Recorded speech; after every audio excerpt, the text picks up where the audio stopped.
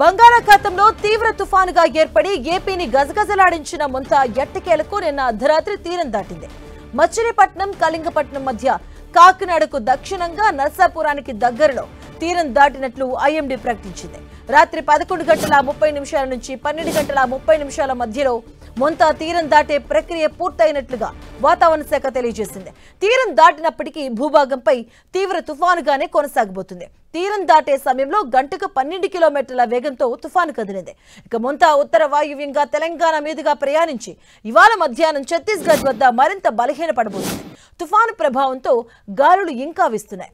గంటకు 85 కిలోమీటర్ల నుంచి 95 కిలోమీటర్ల వేగంతో గాలుల వేగం కొనసాగుతుంది. తీరం దాటినప్పటికీ ప్రజలు అప్రమత్తంగా ఉండాలని వాతావరణ శాఖ హెచ్చరిస్తుంది. ఇక ఇవాళ కూడా శ్రీకాకుళం, విజయనగరం, మన్యం, అల్లూరి, విశాఖ, ఏలూరు, కృష్ణా, ఎన్టీఆర్, గుంటూరు, బాపట్ల, పల్నాడు జిల్లాల్లో భారీగా వర్షాలు పడే ఛాన్స్ ఉంది.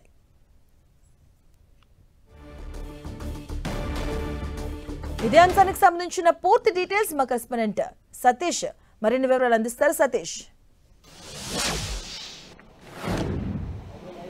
మాధవి, అంబేద్కర్ కోనసీమ జిల్లా నుంచి అయితే తుఫాను తీరం దాటింది. అయితే అంతర్వేది పల్లిపాలెం వద్ద నిన్న రాత్రి 11:30 నుంచి 12 గంటల మధ్య సమయంలో తీరం దాటినట్టు అయితే మాత్రం అధికారులు ధృవీకరించారు. అయితే అంతర్వేది పల్లిపాలెం నరసాపురం సమీపంలోనే తీరం దాటడంతో తీరం దాటే సమయంలో మాత్రం ఈదురుగాలు ఉధృతి అయితే మాత్రం చాలా ఎక్కువగా ఉందని కూడా చెప్పుకోవాలి. అయితే ప్రస్తుతానికి మనం అంబేద్కర్ కోనసీమ జిల్లా ముమ్మిడివరం నియోజకవర్గంలో ఉన్నాం. ముమ్మిడివరం నియోజకవర్గంలో చూసుకుంటే మహిపాల చెరువు గ్రామం దగ్గర అయితే ఉన్నాం. అంటే ముమ్మిడివరం మండలం మహిపాల చెరువు దగ్గర ఉన్నాం.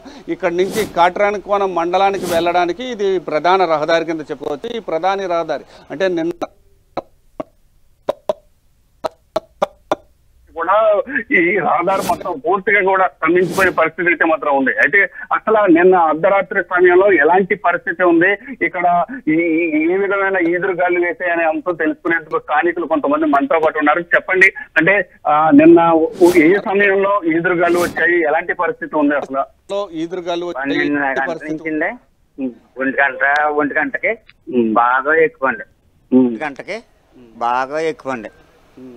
బాగా ఎక్కువ 2 గంటలకే కొంచెం స్లో అయిందండి. 1 గంటకే పడిపోయినాయండి. 1 గంటకి పడిపోయినాయండి. 1 గంటకండి. ఎలాంటి పరిస్థితి ఉంది అప్పుడు? అంటే గాలి మంచి గట్టిగా ఉందండి. గట్టిగా అండి, చాలా గట్టిగా ఉంది. ఉడిపెట్టేస్తుందండి ఏకంగానే. 96లో కూడా తుఫాన్ వచ్చింది కదా, అప్పుడు గాలికి ఇప్పుడు గాలికి ఏంటి అసలు? అది గట్టిగానే ఇది బాగా గట్టిగా వేసిందండి.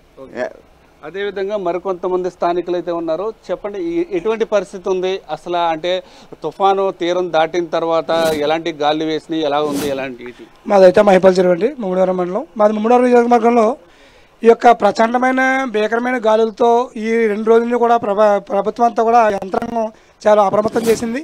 అప్రమత్తం చేసినప్పుడు కూడా ప్రజలంతా కూడా భీకరమైన గాలులతో బెంబేలెత్తిపోయి ఈ యొక్క రోడ్డు మీద చెట్లు పడిపోవడం, అలాగే వాహనాలు ధ్వంసం కావడం చాలా రకాలుగా జరిగింది.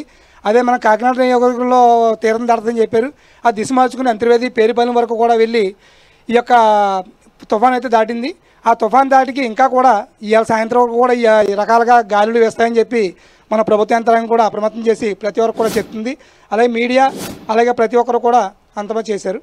అయితే ప్రస్తుతానికి అసలు అంటే ఎలాంటి పరిస్థితి ఉంది? అయితే మనం చూసుకుంటే కనుక ఉమ్మడి తూర్పుగోదావరి జిల్లా వ్యాప్తంగా కూడా పలు చోట్ల నిన్న వేసిన ఈదురుగాలికి అయితే మాత్రం చాలా చోట్ల చెట్లు అయితే పడిపోయినాయి. చెట్లు పడిపోయిన ప్రతి చోట కూడా ఎక్కడికక్కడే అధికార యంత్రాంగం అయితే మాత్రం అప్రమత్తమై ఎప్పటికప్పుడే వాటిని క్లియర్ చేసిన పరిస్థితి కూడా ఉంది. ప్రస్తుతానికి అయితే మాత్రం నిన్న అర్ధరాత్రి సమయంలో 1 గంట సమయంలో ఈ చెట్లు పడిపోవడం వల్ల ఇంకా అధికారులు ఎవరో రాలేదు. కానీ అధికారులు అయితే మాత్రం ఖచ్చితంగా అంటే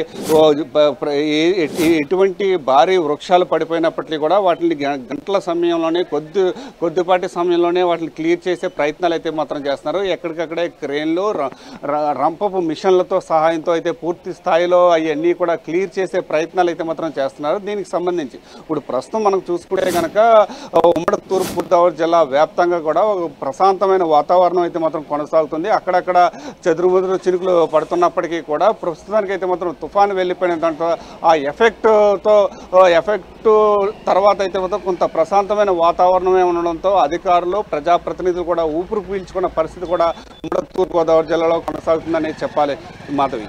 సతీష్, అంటే ఓవైపు ఐఎండీ కూడా హెచ్చరికలు జారీ చేస్తుంది, అంటే ఈ రోజు కూడా భారీగా వర్షాలు ఉంటాయని. సో మరి సహాయక చర్యలు కొనసాగించడానికి వీలుంటుందా? అధికారులు ఏం చెప్తున్నారు? ప్రస్తుతం మనం చూసుకుంటే కనుక అంటే తుఫాను తీరం దాటినప్పటికీ కూడా ఆ ప్రభావం సుమారుగా 24 గంటల పాటు ఉండే అవకాశం ఉన్న నేపథ్యంలో ప్రతి ఒక్కరూ కూడా అంటే ఇటు అంబేద్కర్ కోనసీమ జిల్లా కావచ్చు, లేకపోతే కాకినాడ జిల్లా కావచ్చు, ఈ వర్షాభావ ప్రభావం అయితే భారీ నుంచి అతి భారీ వర్షాలు కురిసే అవకాశం ఉన్న నేపథ్యంలో ప్రతి ఒక్కరు కూడా అప్రమత్తంగా ఉండాలని చెప్పి అధికారులు సూచనలు అయితే మాత్రం చేస్తున్నారు. ఎట్టి పరిస్థితుల్లో ఈ రానున్న 24 గంటల్లో కూడా వర్షాభావ ప్రభావం ఎక్కువగా ఉన్న నేపథ్యంలో ప్రతి ఒక్కరు కూడా అలర్ట్ గా ఉండాలని చెప్పి అధికారులు అయితే మాత్రం సూచనలు చేశారు. ప్రస్తుతానికైతే మాత్రం